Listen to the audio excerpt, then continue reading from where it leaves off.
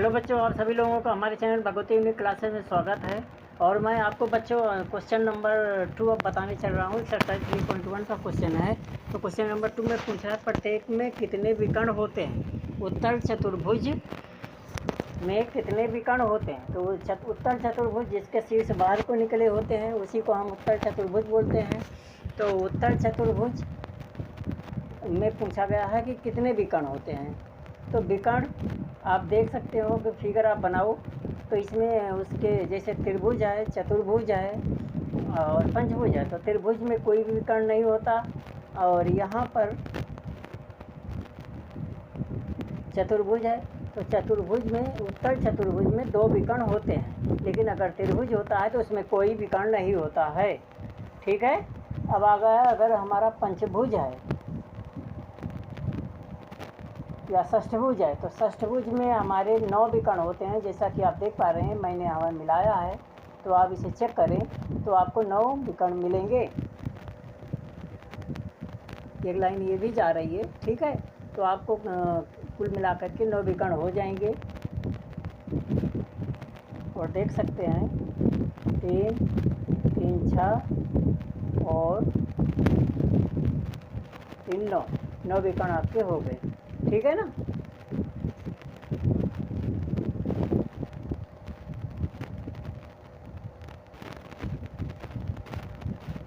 तो विकर्णों की संख्या आपकी कितनी बन जाएगी? सम चतुर्भुज में विकर्णों की संख्या 9, और इसको आपको याद रखना है। सम चतुर्भुज में या चतुर्भुज में 2 विकर्ण होते हैं, त्रिभुज में कोई विकर्ण नहीं होता है। और सम षष्ठभुज में या हमारे पास 9 विकर्ण होते हैं, और इस विकर्ण को याद आपको रखना है। अब आगे क्वेश्चन नंबर 3 है, चतुर्भुज के कोणों का योगफल कितना होता है? चतुर्भुज या उत्तर चतुर्भुज के कोणों का योग कितना होता है? तो आप जैसे कि जानते हैं चतुर्भुज में 2 त्रिभुज बनते हैं, चाहे जिस तरफ से ले लो। 2 आमने सामने के 2 शीर्षों को बीच से विकर्ण से अगर काट देते हैं तो 2 इस तरह के 2 त्रिभुज बनते हैं। और एक त्रिभुज का जोड़ जो है 180 होता है। तो 180 और 180 कितना हो जाएगा? 360 हो जाएगा। इसलिए चतुर्भुज के कोणों का योग हमेशा 360 डिग्री होता है। ठीक है। अब क्वेश्चन नंबर, ये चतुर्भुज जो हमारा है उत्तर चतुर्भुज है, इस चीज़ को ध्यान रखना। उत्तर चतुर्भुज और जिसका कोणों का योग 360 होता है। ठीक है।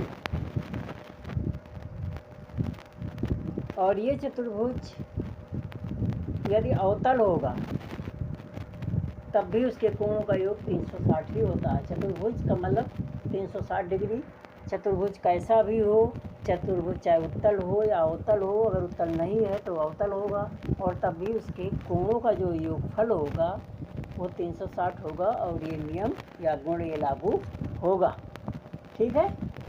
तो बच्चे समझ गए, चतुर्भुज के चारों कोणों का जोड़ 360, चाहे उत्तल हो या अवतल हो, किसी भी तरह का चतुर्भुज है तो उसके कोणों का योग आपको 360 है। जैसे कि आप त्रिभुज देख पा रहे हैं कि ये चतुर्भुज है, लेकिन ये अवतल चतुर्भुज है। अगर हम इसके शीर्षों को मिला दें बीच वाले से तो 2 त्रिभुज बन जाता है, और 2 त्रिभुज बन जाएगा। अगर इसको हम नेमिंग देते हैं, मान लो यहाँ से मिला दिया हमने, ठीक है, तो 2 त्रिभुज बन गए, और 2 त्रिभुज बनेंगे तो एक त्रिभुज का जोड़ 180 हो गया, ये हमने मिला दिया, और ए बी सी और ये डी हो गया। अब 2 त्रिभुज बन गया, त्रिभुज ए बी डी और त्रिभुज ए सी डी, और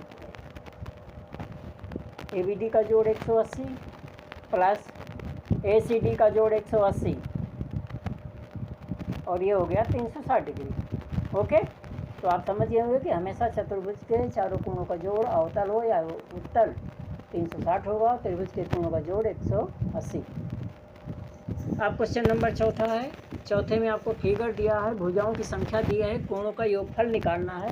तो हमेशा ये फार्मूला है कि जितनी भुजाएं हैं उतना -2, मतलब n-2। अगर भुजाएं n है तो n-2 गुणे 180। अगर 3 है तो यहाँ पर पहले में 3 भुजा है, तो ये बन जाएगा n-2 गुणे 180, और ये बराबर हो गया 1 गुणे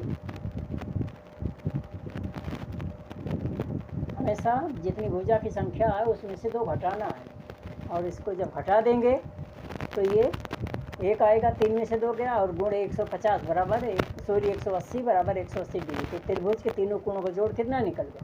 180 डिग्री। वैसे भी बताया था और ऐसे भी निकाल सकते हैं। अब आते हैं हम चतुर्भुज। तो चतुर्भुज में भुजाओं की संख्या 4 है, तो ये हो गया n-2 गुण 180 बराबर n4, 4 - 2 गुण 180 बराबर 2 गुण 180, और ये बराबर हो गया 360 डिग्री। तो चतुर्भुज के चारों कोणों का जोड़ हो गया 360 डिग्री। अब ये आ गया, देखें यहाँ पर 5 भुजाएँ हैं, n बराबर कितना है? 5 है। तो आपको चाहे 5, 6 की, 10 की, 20 की, 50 की, 100 की, चाहे जितनी संख्याएँ भुजाओं की संख्या हो उसमें से आपको 2 घटाना है, और 2 घटा के 180 से गुणा कर देना है। तो जो आएगा, अब यहाँ पर 5 है तो 5 में से 2 घटाया हमने तो 180 आ गया, और 3 गुणे 180, 5 में से 2 घटाया 3 गुणे 180, और बराबर हो गया 540 डिग्री। तो पंचभुज के सारे चारों पाँचों कोणों का जोड़ 540 होता है। अब आ गए हम षष्ठभुज, और यहाँ पर भुजाओं की संख्या बराबर 6 है, तो इसका जो निकालेंगे तो तरीका वही रहेगा कि n-2 गुणे 180। अब n हमारे पास कितना है? 6 है, 6 - 2 गुणे 180, तो 4 गुणे 180, और ये बराबर हो गया 720 डिग्री। ओके, तो समझ में आ गया क्वेश्चन। अब हम क्वेश्चन नंबर 4 में, ये तो था जो हमारा मतलब बॉक्स के अंदर में दिया गया था उसको निकालने के लिए। अब हम आते हैं अपने क्वेश्चन पर कि अगर क्वेश्चन में उसी का दूसरा पार्ट है, या एक समझ लो पहला ही पार्ट है, उसको बॉक्स में दिया गया था। पहले में है कि भुजा 7 है, तो सेम वही तरीके से लगाना, 7 - 2 गुणे 180, तो 5 गुणे 180 बराबर 900 डिग्री का हो गया। ठीक है। अब अगला है जिसमें भुजाएं 8 हैं, तो फार्मूला वही लगेगा, और 8 - 2 गुणे 180, तो 6 गुणे 180 बराबर 1080 डिग्री का कोण हो गया। आगे भुजा है 10, तो इसको भी आप उसी तरह से निकालेंगे, और जब निकालेंगे तो फार्मूला वही लगेगा, n-2 गुणे 180, और ये बराबर हो जाएगा 10 - 2 गुणे 180, तो 8 और गुणे 180 बराबर हो गया 18 × 8 144, मतलब 1440, 1440 डिग्री। और ये आपका आंसर होगा। पहले का आंसर 900 डिग्री, दूसरे का 1080 डिग्री, और तीसरे का 1440 डिग्री। अगले में भुजा n है, n की वैल्यू नहीं है, तो जिसको इसके फार्मूला सीधा वैसे को वैसे उतार देंगे, n-2, तो ये n भुजाओं का के कोणों का योग बराबर, अगर n भुजाओं वाले चतुर्भुज का कोण, पंचभुज का कोण या बहुभुज का कोण का योग बराबर n-2 गुणे 180। ये क्वेश्चन नंबर 4 था। अब क्वेश्चन नंबर 5 में क्या है?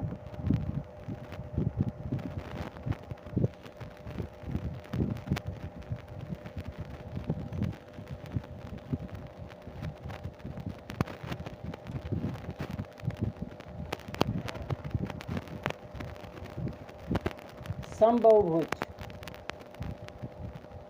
क्या है, किसे कहते हैं समबाहुभुज? तो इसका हल है, जिस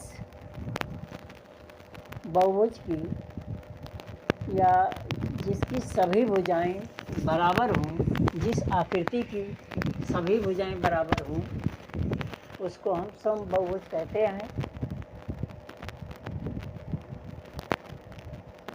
समबाहुभुज कहते हैं।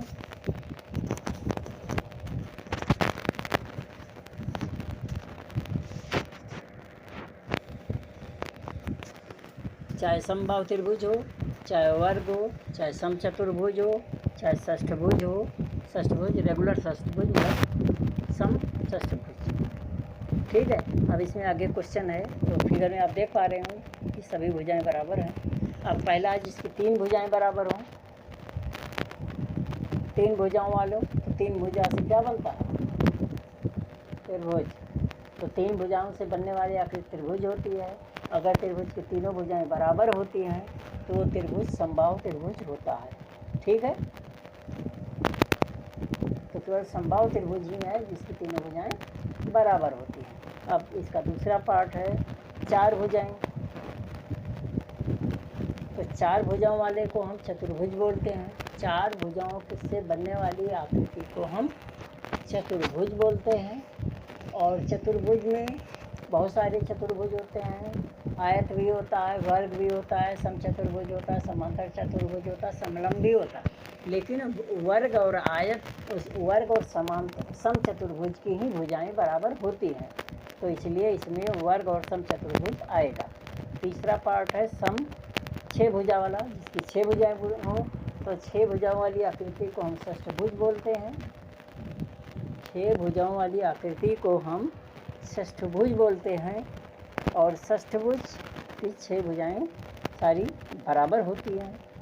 तो ये आपका था। आशा करता हूँ वीडियो अच्छा लगा हो। वीडियो अच्छा लगा हो तो चैनल को सब्सक्राइब जरूर कर दें। धन्यवाद।